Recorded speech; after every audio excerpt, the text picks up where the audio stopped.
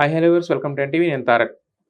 ప్రస్తుతం అంటే 2 తెలుగు రాష్ట్రాల్లో సంచలనంగా మారిన కేసు అంటే కనుక యూట్యూబర్ హర్ష సాయి. అంటే ఇదే ఫస్ట్ టైం సంచలనం ఏం కాదు. మనోడిది ఆల్రెడీ ఇంతకుముందు బెట్టింగ్ యాప్స్ మీద సంచలనం అయింది. దాని తర్వాత 2-3 ఇన్సిడెంట్లు కూడా జరిగినాయి. ఇప్పుడు ఏంటంటే ఒక అమ్మాయిని ఒక న్యూడ్ పిక్స్ తీసాడని చెప్పి, ఆ అమ్మాయిని దగ్గర డబ్బులు తీసుకున్నాడని చెప్పి, పెళ్లి చేసుకుంటానని మోసం చేశాడని చెప్పి, ఇలా రకరకాల ఆరోపణలన్నీ కూడా అతని మీద వచ్చినాయి అనమాట. సో ఫస్ట్ నుంచి హర్ష సాయి చేస్తున్న బెట్టింగ్ యాప్స్ అనేది కరెక్ట్ కాదు అని చెప్పి పోరాటం చేస్తున్న యువ సమ్రాట్ రవి గారు మనతో ఉన్నారు. మరి ఈ ఇష్యూపై ఆయన ఏమంటారు అనేది ఆయన మాట్లాడే తెలుసుకుందాం. హలో రవి గారు. నమస్తే తారక్ భాయ్. ఏంటి అలా అంటే టోటల్ గా కొత్తగా తయారయ్యారు? అంటే ఒకప్పుడు మొత్తం క్లీన్ షేవ్ అది ఉండేది, ఇప్పుడు ఏంటో ఇట్లా ఒక చిన్న క్యారెక్టర్ దొరికింది. సో ఆ క్యారెక్టర్ ని చేయడానికి గురించి ఇట్లా గడ్డం పెంచుకోవాల్సి వచ్చింది. అంటే మీలో ఉన్న కొత్త యాంగిల్ చూపించబోతున్నారా? మనం అంత పెద్ద యాక్టర్ కాదు కదా సార్. హర్ష సాయి గారు అంత పెద్ద యాక్టర్ కాదు కాబట్టి, హీరో కాదు, ఏదో గుండా అన్న పక్కన ఇంకో గుండా ఆడలాగా చిన్న క్యారెక్టర్ ఏదైనా ఇంట్రెస్ట్ ఉంటే చేయమన్నారు. ఆయన చెప్పారు కాబట్టి చేస్తున్నాను. ఎవరు మాకు తెలిసినంత చెప్పారు కాబట్టి చేస్తున్నాను పెద్ద మూవీలోనే. And at the same time మనకు అంత పెద్ద డైలాగులు, మన పెద్ద ఎడిటింగ్ టీంలు అవేం లేవు కాబట్టి నార్మల్ గా ఇలా గడ్డలు పెంచుకొని చేస్తున్నాం. పెద్ద డైలాగ్ టీమ్స్ అక్కర్లేదు సార్. మీరు మాటల తోటాలు మీకు వదిలేసినా మీరే రాసుకుంటారు. నేను అసలు యాక్చువల్ గా వెయిటింగ్ ఈ ఇన్సిడెంట్ అయిన దగ్గర నుంచి. ఇప్పుడు గతంలో మనం మీకు గుర్తుందో లేదో, లాస్ట్ టైం మనం బెట్టింగ్ యాప్స్ గురించి హర్ష సాయి ప్రమోట్ చేస్తున్న ఇల్లీగల్ బెట్టింగ్ యాప్స్ గురించి మనం ఒక ఇంటర్వ్యూ చేసాం. మనం ఇంటర్వ్యూ చేయగానే అది బాగా రీచ్ అయింది. ఇమీడియట్ గా సార్కి ఆవేశం వచ్చి ఒక పెయిడ్ ఇంటర్వ్యూలోకి వెళ్ళి కూర్చున్నాడు, స్క్రిప్టెడ్ ఇంటర్వ్యూలోకి వెళ్ళి కూర్చున్నాడు. అందులో ఆయన్ని నువ్వు బెట్టింగ్ యాప్స్ ఎందుకు ప్రమోట్ చేస్తున్నావు అంటే ఇలా చూస్తాడు. అదేదో ఇలా చూసి, నేను బెట్టింగ్ యాప్స్ అన్నది ప్రమోట్ చేయకపోతే ఇంకో 5 ఇన్ఫ్లుయెన్సర్స్ దాన్ని ఇంకా పెద్దగా చేస్తారు, అందుకే హర్ష సాయి అనేవాడు చాలా కింద నుంచి చేస్తున్నాడు అని అన్నాడు. ఇప్పుడు నాకు తెలిసి హర్ష సాయి నువ్వు ఎందుకు రేప్ చేసావు అని అడిగితే నాకు తెలిసి ఇదే ఆన్సర్ వస్తుంది అనుకుంటా. అంత ఈడియట్ వాడు కూర్చొని ఇప్పుడు ఈ రేప్ అన్నది నేను చేయకపోతే ఇంకో 5 చేస్తారంటాడేమో ఇప్పుడు వచ్చి. అంటే నువ్వెందుకు మర్డర్ చేసినవరా నాయన అంటే నేను చేయకపోతే ఇంకో 5 చేస్తారు, నువ్వెందుకు డ్రగ్స్ అమ్మినవరా నాయన అంటే నేను చెప్పితే ఇంకో 5 వచ్చి ఇది డ్రగ్స్ అమ్ముతారు. What stupid answer it is. అయితే యాక్చువల్గా మనం లాస్ట్ టైం మీరు అన్నట్టు మాట్లాడినట్టుగానే అక్కడ మనం ఇంకో పాయింట్ కూడా మెన్షన్ చేస్తాం. ఒక ఇన్వాయిస్ అనేది చూపించాం. ఆ ఇన్వాయిస్ కూడా దాంట్లో అతను యాంకర్ కూడా నీకు కూడా కావాలంటే ఒక 50 లక్షల ఇన్వాయిస్ ఇస్తానని 100 కోట్ల ఇన్వాయిస్ ఇస్తానని కదా. అదే. సో అదేంటి అంటే అది చాలా స్క్రిప్టెడ్ కాబట్టి వీళ్ళకి నాకు తెలిసి తేడా తెలియదు. అందుకే అందరినీ చదువుకోవాలి. బేసిక్ గ్రాడ్యుయేషన్ అన్న ఏదో ఒకటి చదువుకోవాలి. శక్తి ఉంటే చదువుకోవాలి. ఈ వీడియోలు, ఈ తొప్పాస్ పనులు, రేపులు, ఇట్లాంటి తొప్పాస్ పనులు బదులు చదువుకుంటే కనీసం తెలివని వస్తుంది. మీ బ్యాంక్ స్టేట్మెంట్, ఆవిడేమో మీ బ్యాంక్ స్టేట్మెంట్ నా దగ్గర ఉంది అనగానే ఇది బ్యాంక్ స్టేట్మెంట్ కాదు, ఇన్వాయిస్ వేరు, బ్యాంక్ స్టేట్మెంట్ వేరు అన్న బేసిక్ నాలెడ్జ్ ఇద్దరికి లేదు. జోగి రబ్బింగ్ యాష్ కమింగ్ అంటారు దీన్ని. తెలుగులో సామెత ఏంటంటే జోగి రాసుకుంటే పూర్తిగా రాదు. అండ్ నిజంగా చెప్పాలంటే ఆ ఇంటర్వ్యూ ఇచ్చినందుకు నేను చాలా థ్యాంక్స్ చెప్తున్నా హర్ష సాయికి. ఎందుకంటే ఆ ఇంటర్వ్యూ చేయకపోతే వాళ్ళు ఎంత పెద్ద ఏదో ప్రపంచంకి తెలిసేది కాదు. అయితే ఇప్పుడు ఈ లేటెస్ట్ దీనికి వచ్చేసరికి లేడీ ప్రొడ్యూసర్ ఎవరైతే ఉన్నారో ఆమెను 2 కోట్లకు మోసం చేశాడు అనేది ఆమె రాసి ఉందనేది చెప్తున్నారు. నాకు కంప్లైంట్ కాపీకి యాక్సెస్ లేదు, కానీ డెఫినెట్ గా చాలా మంది అనుకున్నట్టే ఒక్కసారి ఇతని నిజస్వరూపం బయటకు వచ్చాక ఇలాంటి చాలా మంది బాధితులు ముందుకు వస్తున్నారు. నేను మీకు ఇందాక చూపించినట్టు అలా మెసేజెస్ చేస్తున్నారు. అలా చేసిన వాళ్ళల్లో ఈవిడ కూడా ఒకటే. అండ్ డెఫినెట్ గా ఇది just beginning of a big picture. ఎందుకంటే మనోడు వచ్చి ఓపెన్ గా నా దగ్గర 100 హార్డ్ డిస్క్లు ఉన్నాయి, అందులో వీళ్ళందరి మీద ప్రూఫ్లు ఉన్నాయి, అది ఉన్నాయి, ఇది ఉన్నాయి అని అతనే క్లెయిమ్ చేసుకున్నాడు. సో నాకు తెలిసి this is just the beginning of a very big dirty picture. అతి త్వరలో మిగతా బాధితులు కూడా వస్తారు, వాళ్ళు కూడా కేసులు పెడతారు. చట్టం డెఫినెట్ గా అతన్ని పట్టుకొని అట్లీస్ట్ ఈసారైనా ఏ మ్యానిపులేషన్ లేకుండా అతన్ని జైల్లో వేయాలని ఈ ఇంటర్వ్యూ చూస్తున్న ప్రతి చదువుకున్న వాళ్ళని, ప్రజలందరినీ కోరుకునేది ఏంటి అంటే ఇట్లాంటి ఈ 2 states లో అతి పెద్ద సోషల్ టెర్రరిస్ట్, ఈ 2 states లో అతి పెద్ద పర్వర్టెడ్ సోషల్ టెర్రరిస్ట్, ఈ 2 states లో ద బిగ్గెస్ట్ బెట్టింగ్ మాఫియా, ఇతన్ని ఇతన్ని గనక మనం కంట్రోల్ చేయగలిగితే కనీసం వచ్చిన future generations are gonna be happy. అయితే ఇక్కడ 2 క్వెషన్స్ వస్తున్నాయి. ఆమె చెప్పినట్టు 2 కోట్లకు గనక మోసం చేస్తే మనం ఇంతకుముందు చెప్పి కొన్ని లక్షల కోట్ల స్కామ్ ఏందని అవును. అంత సంపాదించేవాడు ఈమెను 2 కోట్లకు మోసం కాంటెక్స్ట్ చేస్తాడని మనకు తెలియదు కదా. నేను ఏమంటున్నా అంటే ఒక కంప్లైంట్ కాపీ వచ్చినా లేకపోతే ఎఫ్ఐఆర్ వచ్చినా అసలు ఆ పాయింట్ ఉందో లేదో ఎఫ్ఐఆర్ లో కంప్లైంట్ లో ఉందో లేదో తెలియకుండా దాని మీద కామెంట్ చేయడం తప్పు. అండ్ నేను నిన్న మొన్న సోషల్ మీడియాలో చూసినా ఎక్కడ చూసినా చాలా అంటే చాలా ఆడియో కాల్స్ వచ్చేస్తున్నాయి నాకు. మళ్ళీ ఎన్టీవీ సాక్షిగా తారక్ గారి సాక్షిగా మళ్ళీ నేను putting on a simple question to Harsha Sai. బాబు హర్ష సాయి, నీకు ఆ అమ్మాయి ప్రపోజ్ చేస్తుందని ముందే తెలుసా? నువ్వు ఇంకో ఫోన్ పెట్టుకొని ఎలా రికార్డ్ చేసావు? ఆ అమ్మాయి అలా మాట్లాడుతుందని నీకు ముందే తెలుసా? ఆ అమ్మాయి నిన్ను పెళ్లి చేసుకోమని అని అడుగుతుందని తెలుసా? లవ్ చేస్తున్నా అని చెప్తుందని ముందే తెలుసా నీకు? నువ్వు ఎలా ఆ అమ్మాయి కాల్ రికార్డ్ చేసావు, వాయిస్ రికార్డ్ చేసావు? డెఫినెట్ గా నేను ఇప్పుడు మీ కాల్ రికార్డ్ చేస్తున్నాను అనుకోండి, డెఫినెట్ గా అందులో నేను చేసిన తప్పునైతే కప్పిపుచ్చుకుంటా కదా. అలాగే ఈ హర్ష సాయి అనే అతను కూడా తన కప్పుని, ఇతనిది క్రిమినల్ మెంటాలిటీ.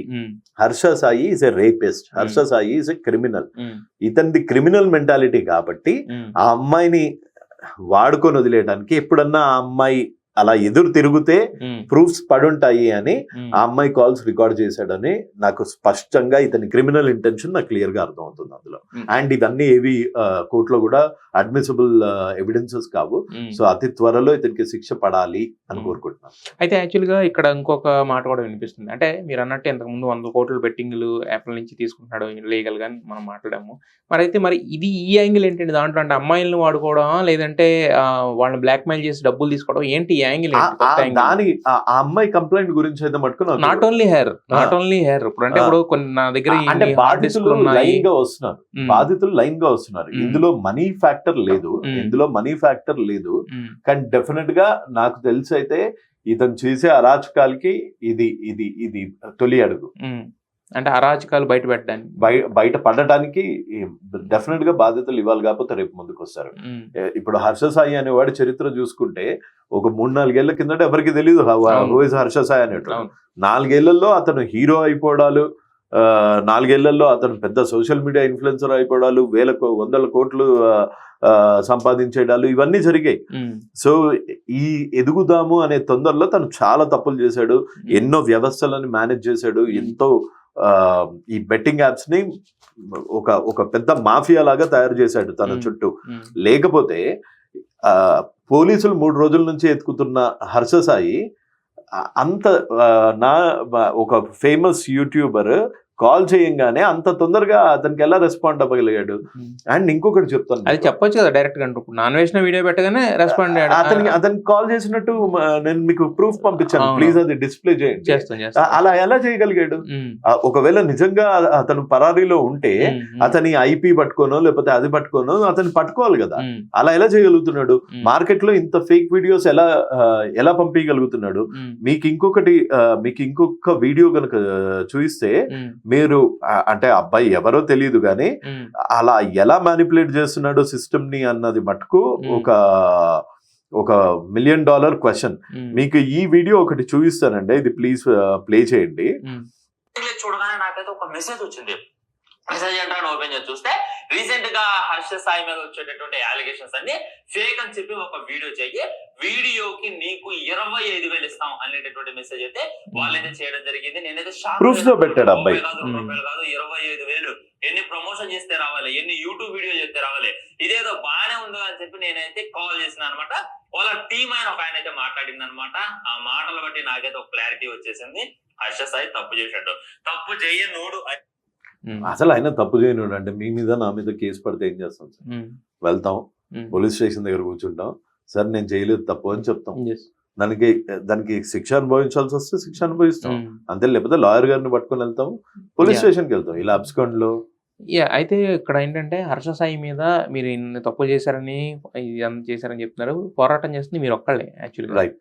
మరి ఇప్పుడు దీన్ని అంతటిని కామ్ చేసుకోవాలంటే ఇంతమందిని అప్రోచ్ అయ్యే బదులు డైరెక్ట్ మీ దగ్గరికి వస్తే అయిపోతుంది. యాక్చువల్గా మిమ్మల్ని అప్రోచ్ అవ్వలేదా? నన్ను అప్రోచ్ అయ్యాడు చాలా సార్లు, బెదిరించుదామని ట్రై చేశాడు. ఏ అప్రోచ్ వర్కౌట్ కాకపోతే బెదిరించాడు, కేసులు పెట్టాడు, ఫ్యాబ్రికేటెడ్ కేసెస్ పెట్టాడు, వాళ్ళకి కావాల్సిన వాళ్ళతోని కేసెస్ పెట్టాడు. మీకు ఎఫ్ఐఆర్ కాపీస్ కూడా పంపించాను. సో దేనికి లొంగకపోతే తర్వాత డబ్బులు ఆఫర్ చేశాడు, అన్ని చేశాడు. ఏది కుదరకపోయేటప్పటికి ఇలా మ్యానిపులేట్ చేసి కేసెస్ వరకు వచ్చాడు. ఓకే, ఎంత డబ్బులు ఆఫర్ చేశాడు సార్? అది చెప్పచ్చో లేదో తెలీదు. 3 కోట్లు అయితే ఇస్తాను చెప్పి. 3 కోట్లు లైఫ్ సెటిల్ అయిపోయే డీల్ ఇచ్చాడు మొత్తానికి. అయితే ఎందుకు సార్ ఆ పాపిస్టి దొమ్ముతో బియ్యం కొనుక్కుంటే అది అరగను కూడా అరగదు. రేపొద్దున ఏ కార్ యాక్సిడెంట్ లోనో పుసుకాన్ని పోయినాం అనుకో, దీని వల్లే అని మనకు అనిపిస్తుంటది. దాని బదులు డైరెక్ట్ మనకి కొంచెం దూరం ఉంటే బెటర్. ఎస్. అయితే లాస్ట్ టైం మీరు ఒకటి అన్నారు, నేను ఏపీ కూడా వెళ్ళబోతున్నాను త్వరలో, లోకేష్ గారిని కలిసి దీని మీద చేస్తానన్నారు. ఇక్కడ కూడా అన్నారు కదా, మరి అప్పుడు అంటే అంత ఈ ప్రాసెస్ నాకెందుకో నేను డెఫినెట్ గా ఐటీ మినిస్టర్ గారి దృష్టికి అయితే తీసుకెళ్లాను. అండ్ దానికి సానుకూలమైన నిర్ణయమే వచ్చింది. ఫర్ ఎగ్జాంపుల్, అతను పోలీస్ స్టేషన్ లో కెమెరాస్ పెట్టి దిశ దివ్యాంగ్ సురక్ష దానికి ఇట్లా వెళ్ళిపోయాడు. ఆ ఎంఓయు ఇమీడియట్ గా థ్యాంక్స్ టు రవిశంకర్ అయ్యన్నార్ గారు, ఆయన ఇమీడియట్ గా ఆ ఎంఓయుని క్యాన్సిల్ చేసి ఇతన్ని ఇన్స్ట్రక్ట్ చేశారు, నన్ను ఎక్కడ వాడుకోకు, నా వీడియోస్ ఎక్కడ పెట్టకు అని చెప్తే, అయినా ఆ వీడియో ఇవాళ మార్నింగ్ వరకు సర్ఫేస్ అయింది. అయినా ఆ బాధితురాలని కూడా నాకు ఇంత పెద్ద మంది పోలీసులు తెలుసు, నువ్వు ఎవరి దగ్గరికి వెళ్ళినా నీకేం కాదు అని బెదిరించాడంట. అంటే మరి ఇప్పుడు మీరు పోరాటం చేస్తున్నారు, మీరు ఒక దృష్టి వరకు తీసుకెళ్తున్నారు, అంటే ఇంత పెద్ద బ్యాక్గ్రౌండ్ వెనమాల ఇంత ఇన్ఫ్లుయెన్స్ చేయగలిగిన వ్యక్తి మీద మరి అంటే ఇది పోరాటం సాగుతూనే ఉంటుంది కానీ దీనికంటే ఒక ఎండ్ కార్డ్ అనేది ఎప్పుడు అతను ఏ రోజైతే చట్టం ముందు దొరుకుతాడో డెఫినెట్ గా ఇది ఆరంభం. ఇంకా చాలా మంది విక్టిమ్స్ వస్తారు. డెఫినెట్ గా అతని డర్టీ పిక్చర్ మొత్తం బయటపడుతుందని అనుకుంటున్నాను. బట్ కానీ ఇది వేరు అది వేరు కదా సార్. అదే అబ్సల్యూట్లీ మీరు చెప్పేది. There are 2 different subjects. కానీ ఇప్పుడు అతని వల్ల పర్సనల్ గా బాధింపబడ్డ వ్యక్తి ఒకళ్ళు బయటకు వచ్చారు, ఒకళ్ళే వచ్చారు. ఇంకా కొంతమంది వస్తుండొచ్చు ముందు. ధైర్యం ఒకళ్ళకొకళ్ళు ధైర్యం కూడా పెట్టుకొని ఇంకా కొంతమంది వస్తుండొచ్చు. కానీ నాకు మెయిన్ ఇంట్రెస్ట్ తను 4-5 ఏళ్ళగా ఏదైతే చట్టాన్ని రేప్ చేస్తున్నాడో బెట్టింగ్ యాప్స్ ప్రమోట్ చేసి దీనికి శిక్ష పడితే నాకు చాలా ఎక్కువ ఆనందం. లూప్ హోల్స్ అడ్డం పెట్టుకుని బయట అసలు ఇందులో లూప్ హోల్ లేదు. ఇది very clear act. Telangana gaming act IT act 2017 అన్నది very clear. Andhra Pradesh IT act 2019 అన్నది very straight forward. Supreme court guide lines కూడా ఉన్నాయి. సుప్రీంకోర్టు గైడ్ లైన్స్ కూడా ఎటువంటి బెట్టింగ్ యాప్స్ ప్రమోట్ చేయకూడదు, ఇన్ఫ్లుయెన్సర్స్ ఒకవేళ అలా చేస్తే వాళ్ళ మీద క్రిమినల్ కేసెస్ వేయండి అని సుప్రీంకోర్టు గైడ్ లైన్స్ కూడా ఉన్నాయి. అయితే యాక్చువల్గా మిమ్మల్ని కూడా మధ్యలో ఒకసారి వేరే ఛానల్ చేస్తున్నప్పుడు ఏంటంటే మిమ్మల్ని కూడా మీరు కూడా డబ్బులు తీసుకున్నారు అని చెప్పి మీ మీద కూడా ఒక ఆరోపణలు రావడం అనేది. సో అతని మోడ్ ఆఫ్ ఆపరెండా ఇదే అండి. ఏంటంటే ఎంతసేపు అవతల వాళ్ళని తప్పు అని చూపించడం. అది చేసింది ఆయన కాదు, ఇంకొక యూట్యూబర్. నేను ఇద్దరి మీద కేసెస్ పెట్టా, నా లొకేషన్ ట్రేస్ అవుతుంది అని. ఇప్పుడు వాళ్ళు ఎలా చేశారు అంటే, అప్పట్లో తారక్ గారు ఒకసారి ఫోన్ చేసాగానే, తారక్ గారు ఓకే అంటే మీరు అడిగిన డబ్బులు ఇచ్చేస్తాను, ఇంటర్వ్యూలో నాకు ఫేవర్ గా చేయండి అని పెట్టేస్తే అది మీరు డబుల్ డిమాండ్ చేసినట్టు కాదు కదా. అది ఆ ఛానల్ అది ఎలా ప్రొజెక్ట్ చేసిందో, వాళ్ళకి ఏం ఒత్తిళ్ళు ఉన్నాయో నాకు తెలీదు, కానీ అలా అయితే చేశారు. ఓకే.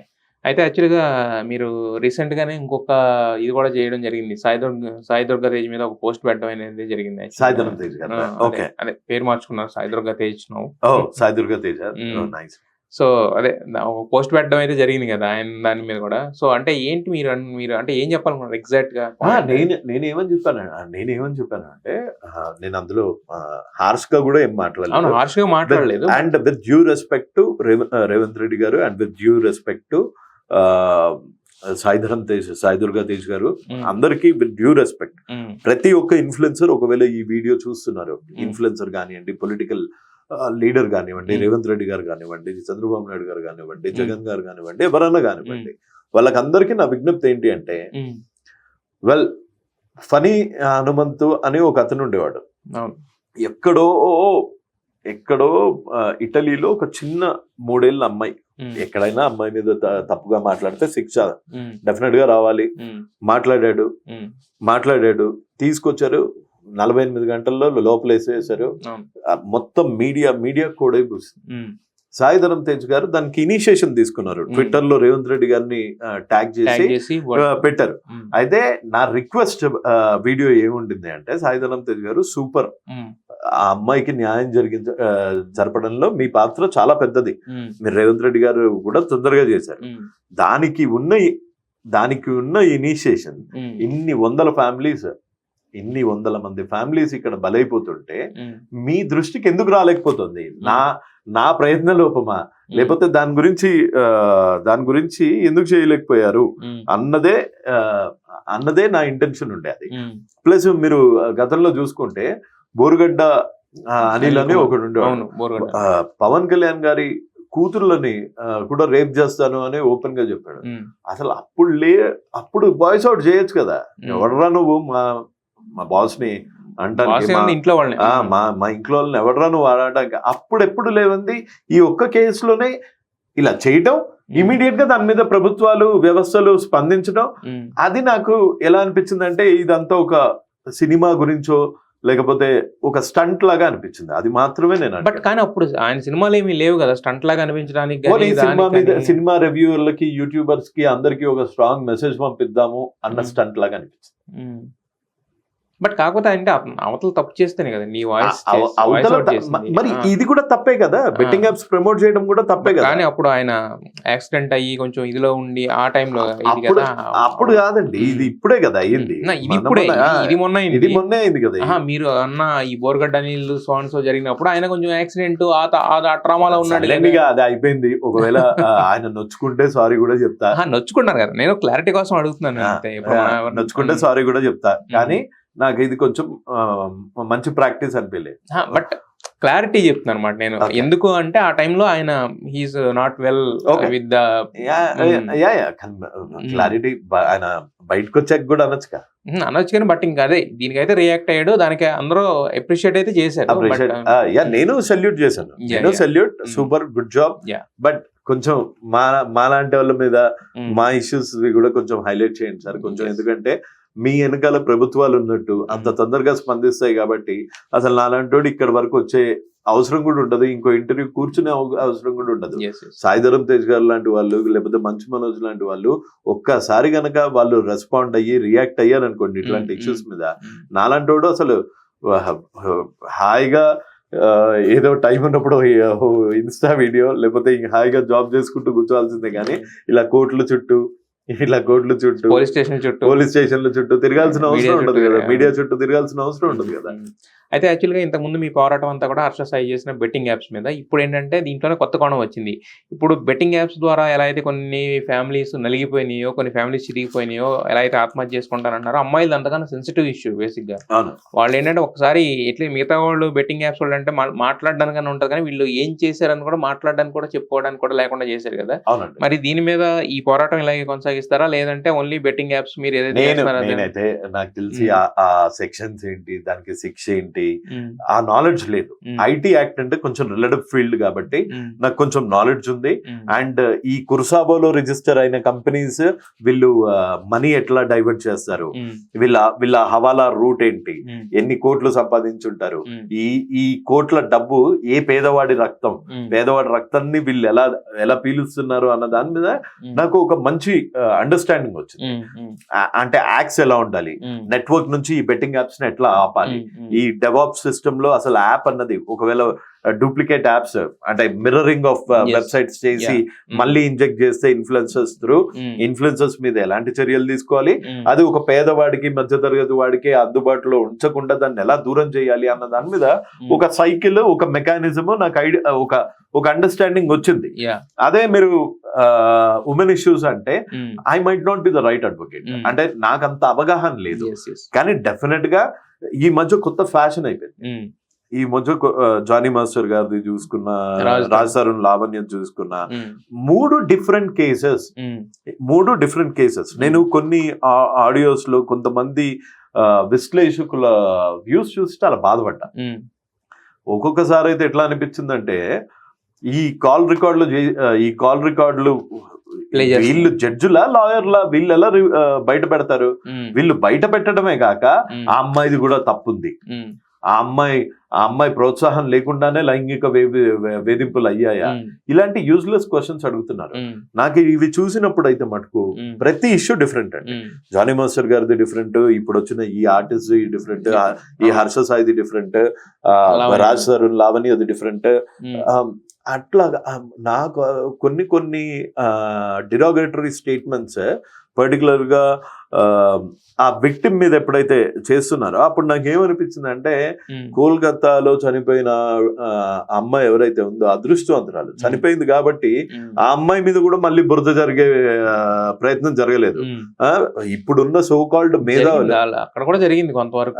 ఇప్పుడున్న సోకాల్డ్ మేధావులు ఆ అమ్మాయి వీడిని రెచ్చగొట్టింది ఇలాంటి చిల్లర కామెంట్లు చేయడానికి కూడా ఒక్క నిమిషం ఆలోచించరు. ఈ అమ్మాయి చరిత్ర తెలుసు.